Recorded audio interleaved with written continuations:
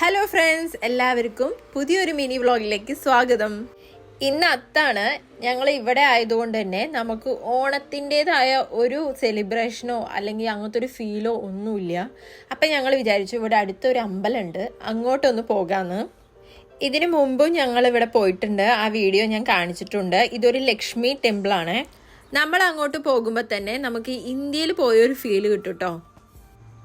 ഇതാണ് അമ്പലം. അമ്പലത്തിൻ്റെ അവിടെ നമുക്ക് വീഡിയോ ഒന്നും എടുക്കാൻ പാടില്ല, അതുകൊണ്ട് ഞാൻ അതൊന്നും എടുത്തില്ല. അങ്ങനെ നമ്മൾ തൊഴുത് കഴിഞ്ഞതിന് ശേഷം അവിടെ തന്നെ ക്യാൻറ്റീനിലേക്ക് വന്നിരിക്കുകയാണ് കേട്ടോ. അമ്പലത്തിൽ നിന്ന് പ്രസാദവും കിട്ടിയിട്ടുണ്ടായിരുന്നു. നമുക്കവിടെ ലെമൺ റൈസും കേർഡ് റൈസും എല്ലാം ഉണ്ടായിരുന്നു. നമ്മൾ അതൊക്കെ കുറച്ച് കഴിച്ചതിന് ശേഷം ഇവിടെ വന്നിട്ട് ലഡു ഇവിടുത്തെ പ്രസാദമാണ്, അതും വാങ്ങി. പൊങ്കൽ, വട, പൂരിയൊക്കെയാണ് കേട്ടോ. നല്ല ഫുഡാണേ. അല്ലെങ്കിൽ മെഴുക്കുട്ടീനെ കഴിപ്പിക്കാൻ ഞാൻ പെടുന്ന പാടെന്താണെന്നറിയോ? ഇത് ഒരു സഹായവും വേണ്ടി വന്നില്ല, മെഴുക്കുട്ടി വേഗം ഫുഡ് കഴിച്ചു.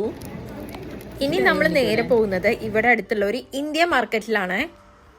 ഒരുപാട് സാധനങ്ങൾ കിട്ടുന്ന ഒരു മാർക്കറ്റാണ്. നമ്മുടെ വീട്ടിൽ നിന്ന് കുറച്ച് ദൂരെ ആയതുകൊണ്ട് തന്നെ ഇങ്ങനെ അമ്പലത്തേക്കൊക്കെ വരുമ്പോൾ മാത്രമാണ് നമുക്ക് വരാൻ കഴിയൂ. മെയ്ക്കുട്ടി അതിൻ്റെ ഇടയ്ക്ക് ഡ്രസ്സൊക്കെ മാറ്റിയിട്ടുണ്ട്. വന്ന ഉടനെ നമ്മുടെ കണ്ണുപോയത് ഈ ചക്കയിലേക്കാണേ. പിന്നെ ഒന്നും നോക്കിയില്ല, ഒരു പീസ് ചക്ക എടുത്തിട്ടുണ്ട്. അത് വെയിറ്റിനനുസരിച്ചിട്ടാണ്. ഓരോ പീസിന് $10, $8 ആ രീതിയിലാണ് ഇവിടെ. അതിലേറെ എനിക്ക് സന്തോഷമായത് വാഴയില കിട്ടി എന്നുള്ളതാണ്. നമ്മുടെ ഭാഗത്തൊക്കെ ഭയങ്കര വിലയാണ് കേട്ടോ വാഴയിലയ്ക്ക്. ഇവിടെ വന്നതുകൊണ്ടാണ് എനിക്ക് വാഴയില കിട്ടി.